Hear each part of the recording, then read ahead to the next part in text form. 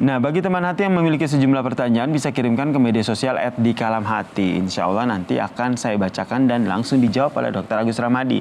Sambil menunggu nih, Dok, pertanyaan yang masuk, tadi yang saya tanyakan, pengen banget nih biar tidak insomnia, biar kualitas tidur terjaga. Tapi gimana caranya untuk mendapatkan kualitas tidur yang baik gitu? Apa sih harus dilakukan? Pertama, hati kita harus tenang dulu. Aduh, ini berat ini.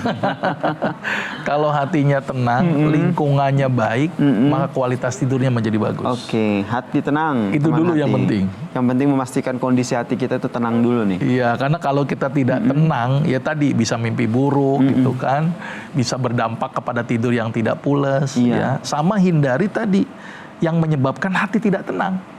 Ya tadi mikirin masalah, udah lupakan masalahnya, coba dibikin easy going saja, ya kan? Diselesaikan masalahnya, jangan dihindari ya. Iya, dibikin ada masalah utang ya dilunasin utangnya. Betul. Jadinya, jadi bikin tenang gitu. Kalau sudah hatinya tenang gitu ya, terus kemudian disibukkan kita dengan aspek ibadah, kayak orang nih ngaji kelamaan gitu, terus kemudian tertidur.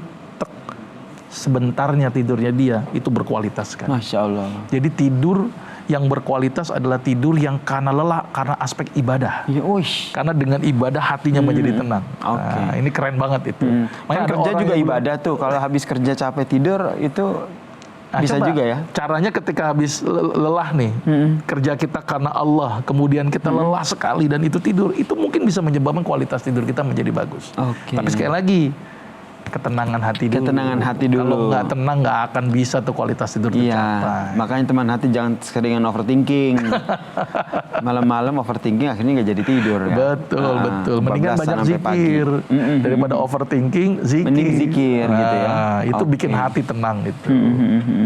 Oke, ini yang salah satu tips nih yang bisa kita terapkan bersama, memastikan bahwa kita memiliki ketenangan hati nih teman hati, biar tidur kita berkualitas. Oke, ini ada beberapa pertanyaan yang sudah masuk di media sosial @dikalamhati, kita bacakan. Assalamualaikum warahmatullahi wabarakatuh. Adakah obat herbal untuk mengatasi sulitnya tidur atau insomnia? Tante saya sudah bertahun-tahun sering minum obat tidur karena insomnia. Ya, ini nih, mengkonsumsi obat tidur. Gak hanya tantenya teman hati ini, maksud teman-teman saya juga kadang-kadang minum obat tidur biar bisa mendapatkan kualitas tidur yang oke. Nah itu, hati-hati dengan obat-obatan. Nanti akan timbul ketergantungan obat. Nah, ketergantungan timbul obat itu akan berdampak buruk. Ya, apalagi mohon maaf golongan-golongan narkotika. Aduh, ya kan jangan itu bahaya sampai sekali ya. itu. Cuma gara-gara pengen dapat kualitas tidur yang oke malah menggunakan narkotika. Padahal tubuh kita itu sudah memproduksi narkoba alami loh sebenarnya. Jangan dikasih narkoba dari luar. Kalau narkoba dari luar masuk, maka narkoba alaminya nggak produksi. Apa salah satu contoh narkoba di dalam tubuh kita? Endogenous morfin. Ternyata tubuh kita menghasilkan morfin. Makanya kalau orang sudah tergantung morfin dari luar, tubuhnya jadi nggak berespon morfinnya. Endogenous morfin, yang disingkat dengan istilah endorfin. Endorfin itu endogenous morfin singkatannya. Nah maka itu ketika sulit tidur, lakukan tadi bagaimana cara tidurnya Rasul. Kalau masih nggak bisa juga, bisa dengan menggunakan tanaman obat atau herbal. Ini cara alami saja. Apa tanaman obat atau herbal yang bisa membantu proses tidur dan menimbulkan efek sedatif, yaitu biji pala. Biji pala ini gampang kita dapat, tinggal ambil aja berapa biji, bisa ngolahnya satu. Gimana? Ambil aja satu, dicoba dengan satu dulu atau tiga, digeprak saja, ambil air ya kira-kira sekitar 750 cc atau 3 gelas air, direbus nih, dikurang menjadi 1 gelas air. Dari jus gitu 250 cc, setelah hangat bisa ditambahkan madu, diminum sore hari. Nah, nikmat juga itu ya? Menimbulkan efek sedasi. Kalau misal sedasi itu bikin tidur, ya. Kalau kurang bisa dinaikin dos menjadi 5. Nah, jadi bertahap, bisa 1, bisa 3, bisa 5. Tujuannya adalah tadi untuk menimbulkan efek sedasi. Jadi coba lakukan cara-cara alami, sambil dengan cara-cara Nabi juga tolong dilakukan. Jadi kalau ditanya herbal tadi. Nah, kalau sudah tergantung dengan obat tidur dari luar bagaimana? Iya, biasanya kenapa tuh? Caranya jangan di stop mendadak. turunkan bertahap, kemudian naiklah dosisnya, biji palanya dinaikin bertahap. Jadi pergantiannya pun harus bertahap ya. Betul, harus tapering off dalam istilah medisnya, karena beresiko biasanya kalau udah tergantung dengan obat-obat tidur.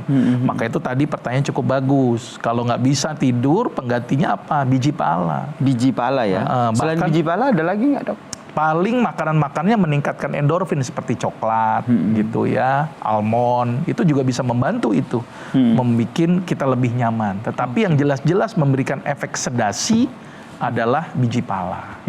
Termaksud menghindari minuman-minum makanan-makanan yang bisa membuat kita sulit tidur ya. Iya tadi, kafein, alkohol gitu ya, obat-obatan yang sifatnya stimulan, itu hati-hati itu. Oke, Masya Allah. Terima kasih Dr. Agus Ramadi buat tausiahnya pada pagi hari ini, sangat bermanfaat nih, termaksud buat saya nih yang kadang-kadang susah tidur di tengah malam. Intinya tadi satu, bagaimana kita menjaga hati kita biar tetap tenang, kurangi ya overthinkingnya, biar bisa mendapatkan kualitas tidur yang baik. Oke. Dan semoga tadi apa yang disampaikan oleh Ustadz Dr. Agus Ramadi ini bisa bermanfaat nih buat kita semua. Kita tutup episode Kalam Hati kali ini dengan doa bersama. Silakan, Ustadz. Ya, kita tutup pertemuan kita dengan doa penutup majelis. Mudah-mudahan pertemuan kita diberkahi oleh Allah. Kita tutup dengan doa penutup majelis. Subhanakallahumma wa bihamdika, asyhadu an la ilaha illa anta, astaghfiruka wa atubu ilaik. Assalamualaikum warahmatullahi wabarakatuh.